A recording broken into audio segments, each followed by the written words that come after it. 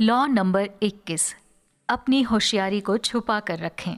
कोई भी व्यक्ति अपने सामने वाले व्यक्ति से कम होशियार दिखना नहीं चाहता। इसलिए अगर आप जानबूझकर अपनी होशियारी या बुद्धिमत्ता को सामने वाले व्यक्ति के मुकाबले कम पेश कर सकते हैं, तो आप उस व्यक्ति को आसानी से नियंत्रित कर पाएंगे। बिस्मार्क का ये उदाहरण आपको इस नियम के बारे में बेहतर तरीके से समझा सकता है। सन 1865 में प्रशिया के प्रधानमंत्री ऑटो वान बिस्मार्क ऑस्ट्रिया के साथ एक समझौता करना चाहते थे। हालांकि समझौता प्रशिया के लिए लाभदायक था, लेकिन ऑस्ट्रिया को इसमें लाभ के बजाय हानि हो रही थी। इसीलिए ऑस्ट्रिया में किसी को भी इस समझौते के लिए मनाना बिस्मार्क के लिए एक टेढ़ी खीर साबित होने वाली थी। ऑस्ट्रिया की ओर से इस मुद्दे पर वार्ता करने के लिए काउंट ब्लोम को भेजा गया। काउंट को ताश खेलने का बहुत शौक था। काउंट अक्सर कहते थे कि वो इंसान के ताश खेलने के तरीके से ही इंसान के व्यक्तित्व की पहचान कर लेते हैं। ये बात बिस्मार्क को पता चल गई। वार्ता शुरू होने से एक रात पहले बिस्मार्क ने काउंट को ताश की बाजी खेलने के लिए न्योता दिया। खेल शुरू होते ही बिस्मार्क ने लापरवाही से पैसा लगाना शुरू किया और वो काउंट के सामने बेतहाशा पैसे हार गए।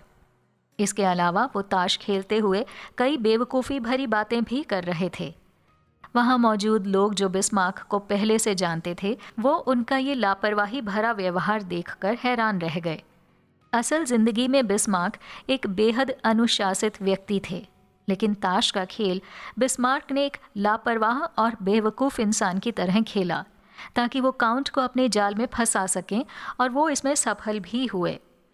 बिस्मार्क के ताश खेलने के तरीके को देखकर काउंट को लगा कि बिस्मार्क एक आक्रामक, अति उत्साहित और बेवकूफ़ व्यक्ति हैं। उन्हें यकीन था कि बिस्मार्क जैसे अति उत्साहित और बेवकूफ़ व्यक्ति से उन्हें कोई खतरा नहीं हो सकता। आखिरकार जब समझौते पर हस्ताक्षर करने का समय आया, तो काउंट ने समझौता पत्र ध्यान से ना पढ़ते हुए हस्ताक्षर कर दिया। समझौते पर हस्ताक्षर होते ही बिस्मार्क खुशी से उछल पड़े और काउंट के पास जाकर बोले, जब ये समझौता पत्र मैंने तैयार किया था, तब मैंने खुद भी नहीं सोचा था कि कोई ऑस्ट्रियाई व्यक्ति इस पर हस्ताक्षर करने के लिए राजी होने वाला है। इस प्रकार बिस्मार्क ने अपनी होशियारी और बुद्धिमत्ता को कम पेश कर एक असंभव कार्य को भी संभव कर दिखाया। हालांकि जीवन में हमें अधिकतर मौक़ों पर प्रयास करना चाहिए कि हम अपने उच्चतम बुद्धिमानता के स्तर से कम ही नजर आएं, लेकिन ये रणनीति हमेशा काम नहीं करती है।